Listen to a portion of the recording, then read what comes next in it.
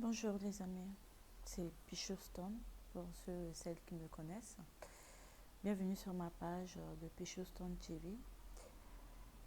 Je fais cette vidéo aujourd'hui avec beaucoup de tristesse, beaucoup de peine.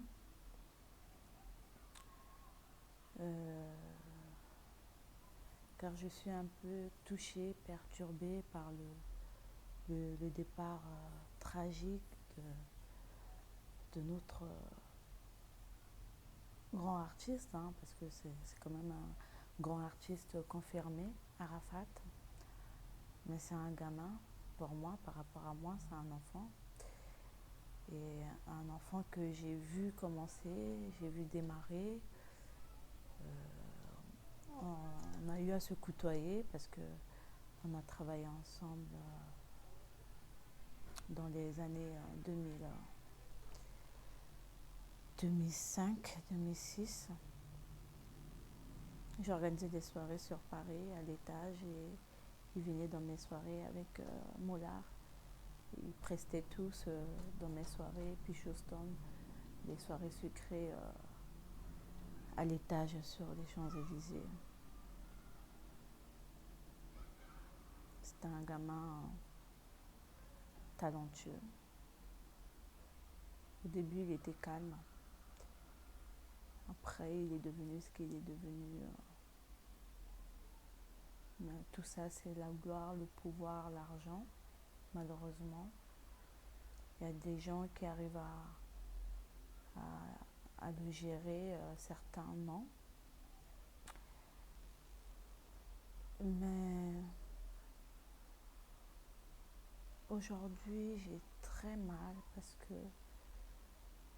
comme on a tous eu hier, hein, il n'y a que 33 ans.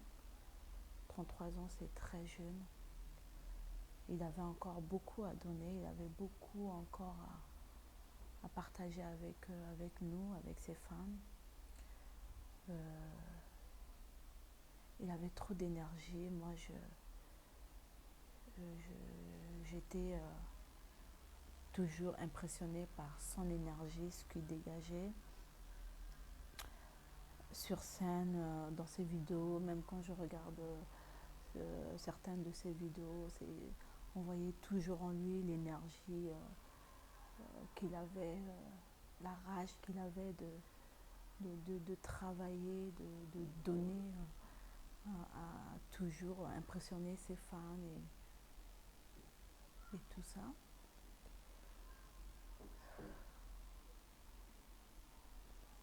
Il a des bons côtés, nul n'est parfait. Ces bons côtés que les jeunes africains doivent retenir aujourd'hui, c'est ce côté énergétique, cette ambition qu'il avait, cette envie, la rage qu'il avait de travailler, ce côté bosseur qu'il avait. Les jeunes africains doivent retenir ça de lui. Et je ne trouve pas les mots. Je ne trouve pas les mots. J'ai pleuré hier. C'est rare que je verse mes larmes pour les artistes qui partent. Je crois que la première fois que j'ai pleuré, c'était pour Michael Jackson. Et Arafat, hier, oui, j'ai versé les larmes parce que c'est quelqu'un que j'ai eu à quand même côtoyer. On s'est croisés dernièrement sur un événement sur Paris, Africa by Night, où on a eu à discuter, à faire des photos ensemble, à échanger un peu. Et ça faisait des années qu'on ne s'était pas revus. Et quand on s'est revus, il se souvenait encore de moi. Et ça m'avait touchée, ça m'avait touchée. Et puis, on a eu à échanger. Et voilà. Donc, c'est triste d'apprendre son départ. Mais à travers cette vidéo, je voudrais passer un message aux jeunes Africains, aux artistes, à nos artistes africains, et interpeller la jeunesse africaine interpeller nos artistes, que le départ d'Arafat doit faire un déclic dans la tête de tout un chacun de nous. On doit apprendre déjà à nous aimer, mais on doit apprendre à canaliser notre énergie,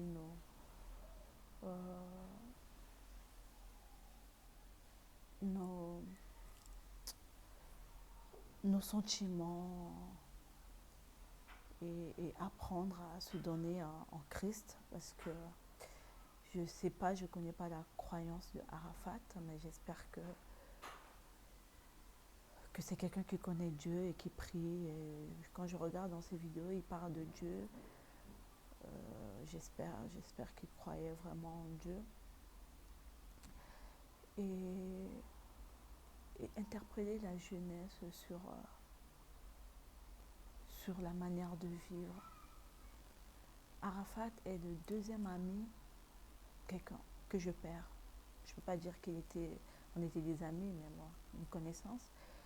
Mais en 2017, j'ai perdu un jeune ami, un frère. Ce gamin, je le considérais comme un frère. C'était un petit à moi, Habib Doucouré, un Ivoirien aussi, qui était mort aux États-Unis suite à un accident de moto aussi. Je pense qu'il était mort sur le coup, il a succombé à ses blessures. Je sais point, et j'avais appris sa mort aussi sur les réseaux sociaux. J'étais en voyage en Afrique et quand j'ai vu le message qui annonçait sa mort, j'étais effondrée parce qu'on avait des projets avec lui ensemble. C'était un jeune intelligent, dynamique, avec beaucoup de cœur. Et oui, j'ai pleuré ce gamin en 2017, octobre 2017, si je ne me trompe pas. Et voilà, aujourd'hui que Arafat nous quitte encore, un jeune talentueux, ivoirien, avec les désirs, l'amour du moto. Il faudrait que les jeunes africains arrêtent, que les jeunes tout court arrêtent d'aimer la moto. La moto, c'est très dangereux. Même la voiture, c'est dangereux. Mais la moto, c'est encore plus dangereux. Et j'interpelle mes frères et sœurs, surtout ceux qui sont en Afrique, ceux qui prennent les taxis motos, ceux qui conduisent les motos. S'il vous plaît, faites attention, surtout qu'il n'y a pas de casque et on n'a pas des hôpitaux en Afrique, donc faites attention. S'il vous plaît, on n'a qu'une vie et notre vie est précieuse, même si vous en avez rien à foutre de votre vie, mais les gens qui vous entourent ont besoin de vous. Arafat aujourd'hui, il est parti, il est tranquille, mais c'est nous qui pleurons derrière lui. Donc j'aimerais que quand vous faites des choses, quand vous avancez dans votre vie, ne pensez pas qu'à vous, pensez aux gens qui vous aiment et qui vous entourent. Je dis ça, j'ai une pensée pour la maman de Arafat. Moi, en tant que mère, je partage sa douleur. Je sais que ça doit être difficile de perdre son enfant et dans des circonstances pareilles. Un enfant qu'on a porté, qui est sorti de nos entrailles, c'est difficile. Et à travers la mort d'Arafat, j'interpelle aussi les gens, mes jeunes sœurs, mes jeunes frères, à se remettre à Dieu. Parce que, et à mettre Dieu devant tout ce qu'on fait. Parce que sans Dieu, nous ne sommes rien. C'est toujours lui qui a le dernier mot. Que soit notre croyance, quels que soient les chemins qu'on prend, c'est vraiment le Seigneur, c'est Dieu qui a le dernier mot. Donc, n'attendez pas qu'il soit tard. Donnez votre vie à Dieu. Demandez la miséricorde de Dieu. Demandez le pardon de Dieu. C'est important. Et j'ai un message pour les jeunes talentueux, nos artistes qui débutent fraîchement ou qui sont là encore dans la gloire et dans les fleurs de leur notoriété, de leur gloire.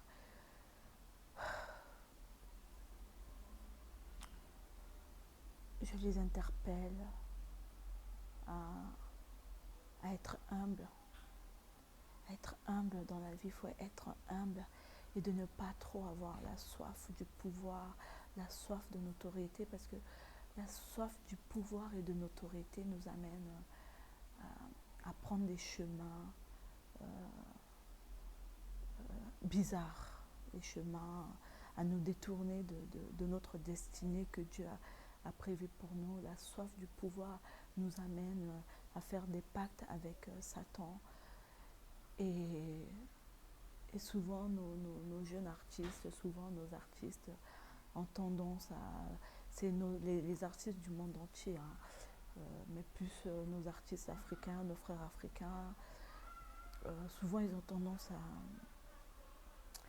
à vouloir, ceux qui sont faibles d'esprit, à vouloir se donner au Satan pour réussir, juste pour les choses de la terre.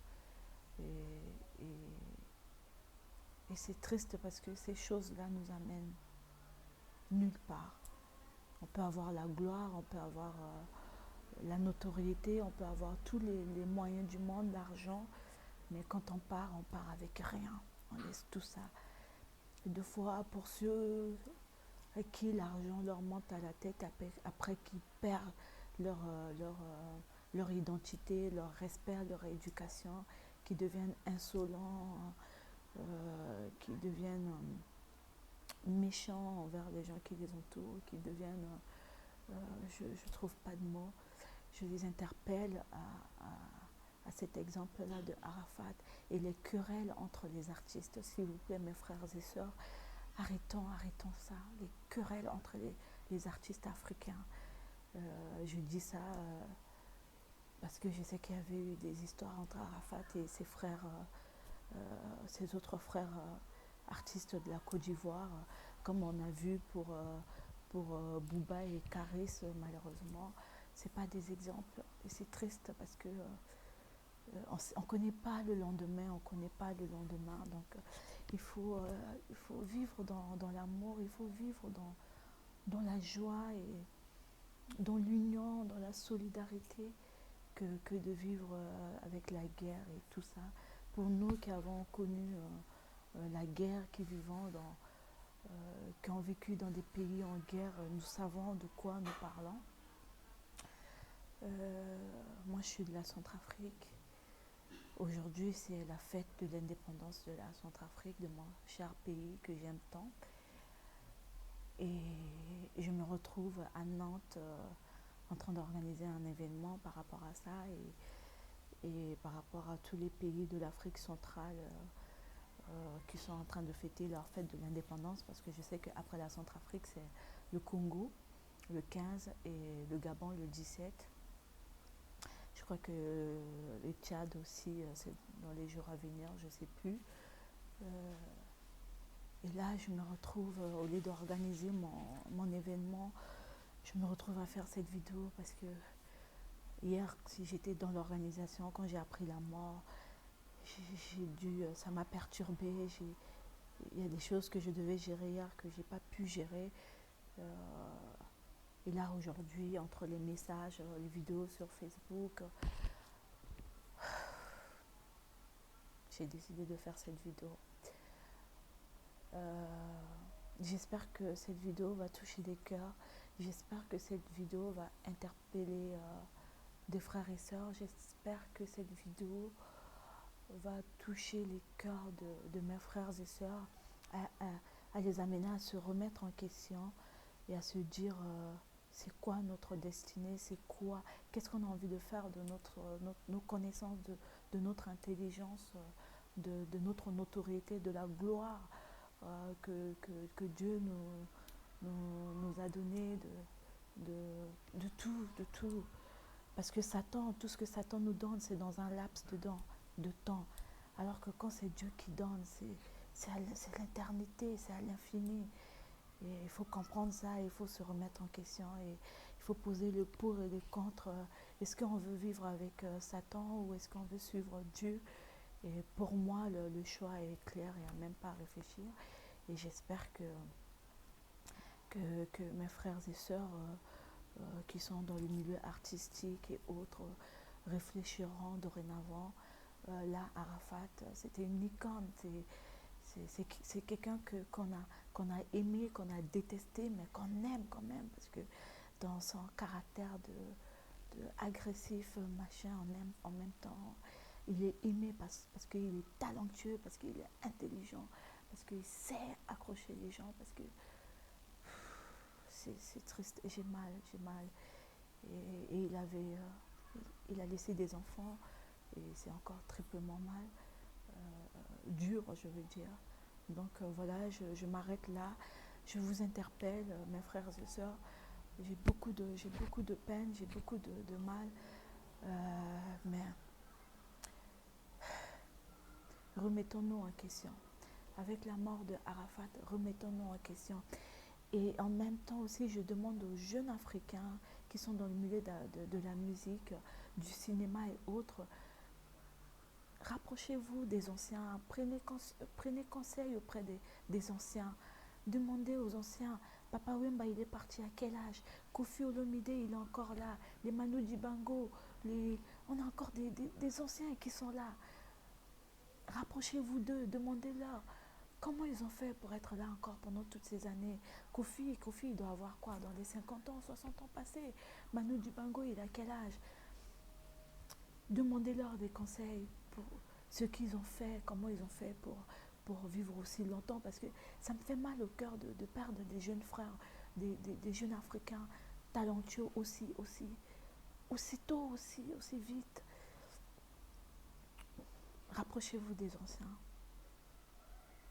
Essayez de prendre conscience, de prendre conseil auprès des anciens. Merci pour ceux, celles qui vont suivre cette vidéo. Merci à tous ceux, celles qui vont partager cette vidéo. Partager massivement parce qu'il y a un message derrière ça. C'est important de partager cette vidéo pour que le monde entier puisse écouter cette vidéo, pour permettre aux jeunes frères et sœurs africains de se remettre en question et de savoir que la vie elle est précieuse et qu'il faut faire des choix, il faut faire des bons choix dans la vie. Et voilà.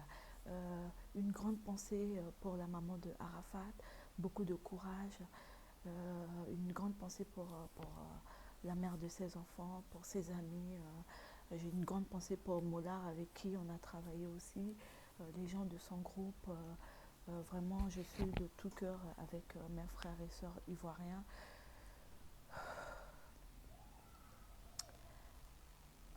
Que Dieu nous fortifie. Merci, merci. Que Dieu nous protège et que l'Esprit Saint nous guide et nous oriente dans nos choix. Merci.